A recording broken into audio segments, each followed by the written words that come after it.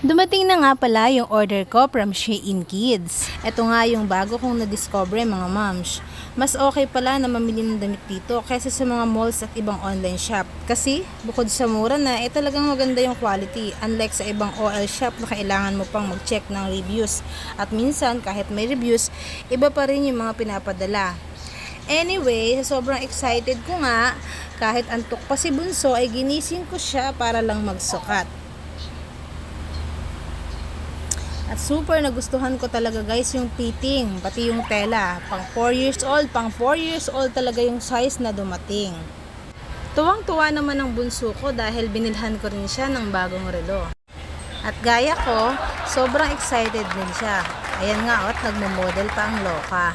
At syempre, habang nagbibihis, hindi mawawala ang TikTok. O diba, daig pa ako ng anak ko. Sige anak, igiling mo lang.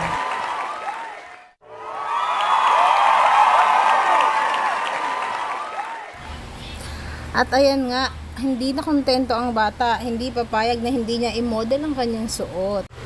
Yung totoo anak, nagmo-model ka ba o masakit lang talaga yung balakang mo?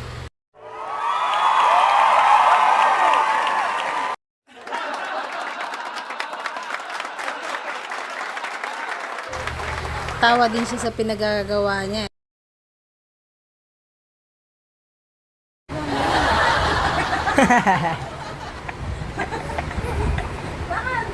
Napatikol si Kai.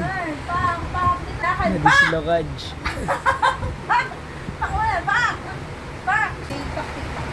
Galing oh. Partida, wala pang asin yan. Ano ako? Bulante ba?